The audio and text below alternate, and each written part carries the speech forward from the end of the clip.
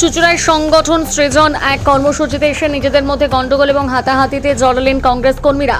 আর তার জেরে মাঝপথে সভা চাললেন ছত্তিশগড়ের প্রাক্তন মন্ত্রী বর্তমান বিধায়ক উমেশ পাটেল। কংগ্রেস কর্মীদের অভিযোগ, কিছু বহিরাগত মানুষ ঢুকে এই সভা বানচাল করার চেষ্টা করছে। শুক্রবার কর্মসূচির মূল উদ্দেশ্য ছিল জেলা কমিটির পদাধিকারী শাখা সংগঠনের সঙ্গে কথা বলে আগামী দিনে জেলা কংগ্রেসের রূপরেখা তৈরি করা।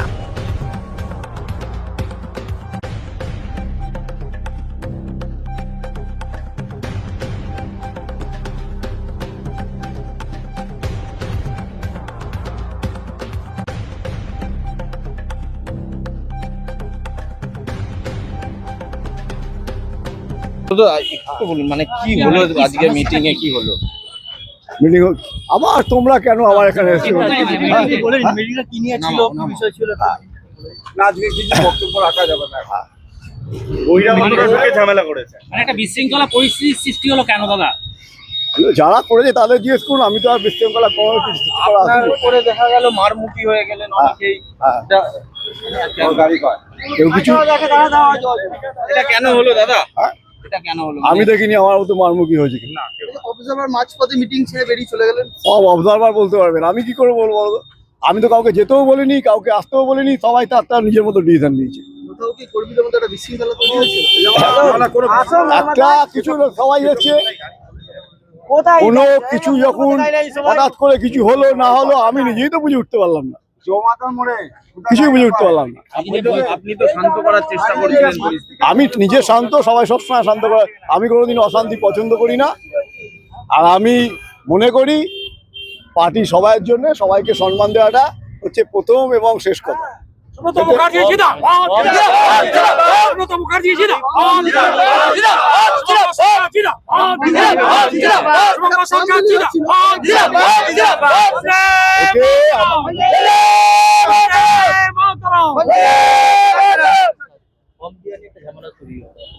ফর্ম দেওয়া নিয়ে ঝামেলা, ফর্ম তো দেওয়া হলো, মুড়ি মুড়কি মতো দিলাম, সব ফর্ম নিয়ে চলে গেল, ফর্ম সেপে গেল। জেলা প্রেসিডেন্ট হচ্ছে দিল্লি পার্টিতে আরো গণতন্ত্র আনতে চেষ্টা করছে, সবাইকে বলে দিয়েছে, সবাই দিয়েছে। অনেক জেলা তো 100টা লোকে ফর্ম নিয়েছে,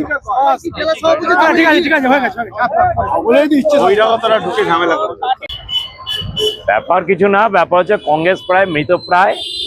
এখন হঠাৎ কংগ্রেস পশ্চিমবাংলায় জাগার চেষ্টা করছে, কিন্তু কংগ্রেস কিছু হবে না। আর দ্বিতীয় কথা, গোষ্ঠীদ্বন্দ্ব তো হবেই।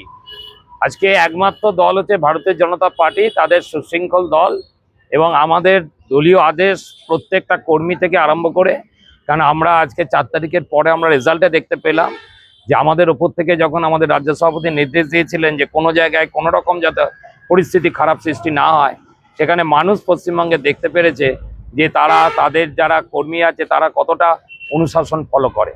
সুতরাং এটা একমাত্র ভারতীয় জনতা পার্টিরই পাওয়া যায়। কংগ্রেসের যারা কোনোদিন কাম্য নয়। কংগ্রেস চিরদিনই এরকম উশৃঙ্খলতা করেছে এবং আগামী দিনে কংগ্রেসের আরও হবে, এটা করার কিছু নেই, মানুষ আরও দেখবে।